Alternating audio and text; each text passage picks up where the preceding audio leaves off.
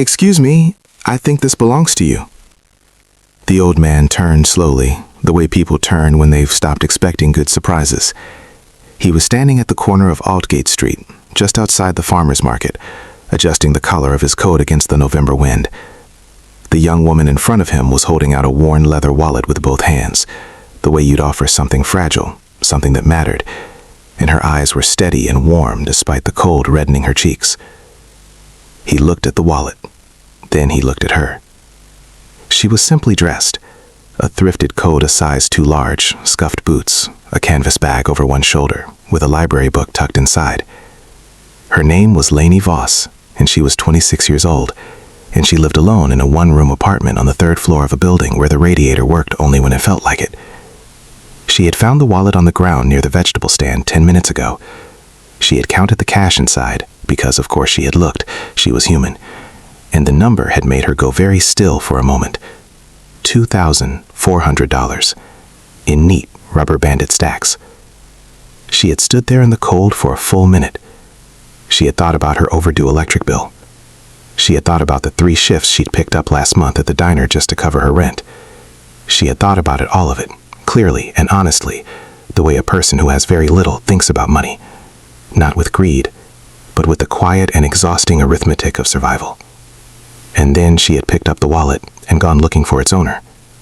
"That's mine," the old man said. His voice was careful. "Thank you." "There's cash inside," she said simply.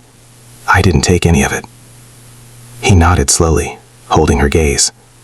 "I know," he said, and there was something in the way he said it, something measured and knowing, that she didn't fully understand yet.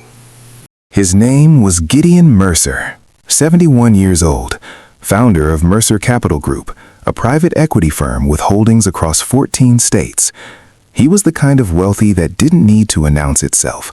No flashy watch, no driver waiting at the curb, just a good coat and very calm eyes that had seen enough of the world to read people quickly and rarely be wrong.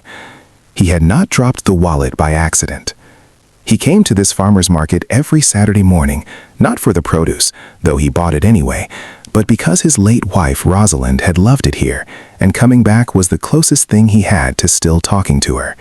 His son, Beckett Mercer, 33, CEO of the firm Gideon had built and then handed over, had been bringing a young woman around for the past 4 months. Beckett was serious about her, more serious than he'd ever been about anyone. But Beckett's seriousness had always lived in balance sheets and contracts, and Gideon had watched his son fall for someone and felt for the first time something close to worry. Not about Lainey. He had only met her once, briefly, at a dinner that lasted 2 hours and told him almost nothing useful. What worried Gideon was simpler and older than that. He had seen enough marriages, his own wonderful one and other people's quietly terrible ones, to know that character under pressure was the only thing that truly mattered. Not manners, not charm, character. So he had done something that he was not entirely proud of, and was also not entirely ashamed of. He had placed the wallet, he had waited, and now he was standing on Aldgate Street looking at a young woman who had found $2,400 on the ground and brought it back to him without hesitation, and he felt something loosen in his chest. "Can I ask you something?" he said. Lainey shifted the bag on her shoulder. "Sure. Did you need it? The money? Honestly." She looked at him for a moment, not offended, just considering. "Yes," she said. "I have an electric bill that's going to be a problem next week, and I've been picking up extra shifts." She paused, but it wasn't mine. "That's it?" he said quietly. "That's the whole reason?" "What other reason is there?" she said, and she wasn't being sharp. She was genuinely asking, as if the question surprised her a little. Gideon Mercer looked at this young woman in her too large coat and felt something he hadn't felt in a long time, the specific and clarifying emotion of being shown exactly what goodness looks like when it isn't performing for anyone. He thanked her again. She nodded, said she was glad he got it back, and turned to leave. He watched her walk away, and then did something he had planned to do only if she passed what he'd been looking for.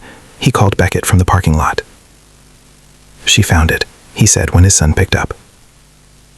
A pause. Then, "And she came looking for me in the cold for 10 minutes to give back $2,400, and when I asked her why, she said, Gideon stopped, pressed his lips together. It wasn't mine, like it was the simplest thing in the world.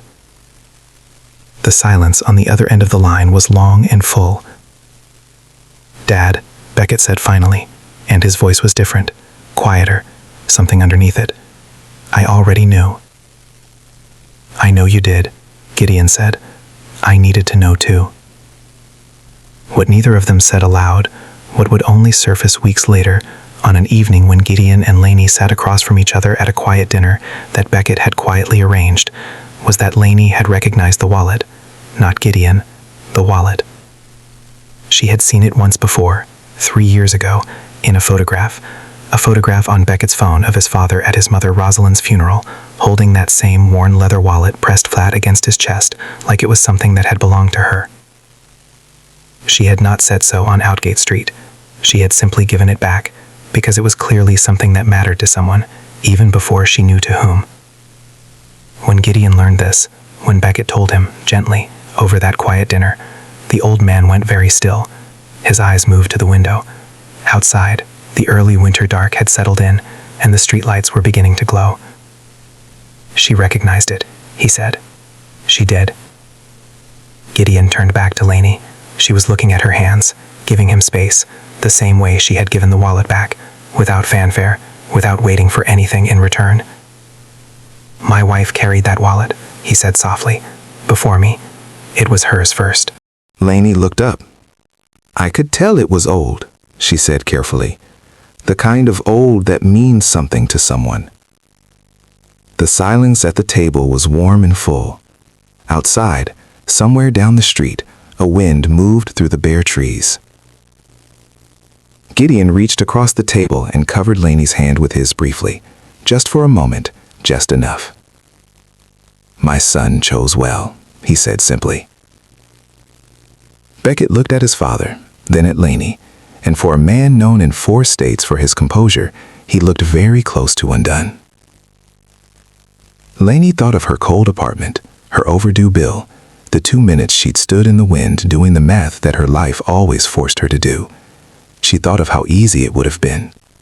She thought about how it had never really been a choice at all. Not because she was extraordinary, but because some things, when she knows what they are, simply aren't choices anymore. She went home that night, and the radiator was working, a small thing. But she stood in her kitchen for a moment and listened to it hiss and knock and breathe, and felt, for the first time in a long time, that warmth had a way of finding people who kept the door open for it. That is what honesty does, quietly, without asking for credit. It builds something real, and real things, unlike everything else, have a way of lasting. If this story touched your heart, please like, share, subscribe, and comment. Let's spread more stories of kindness and hope together.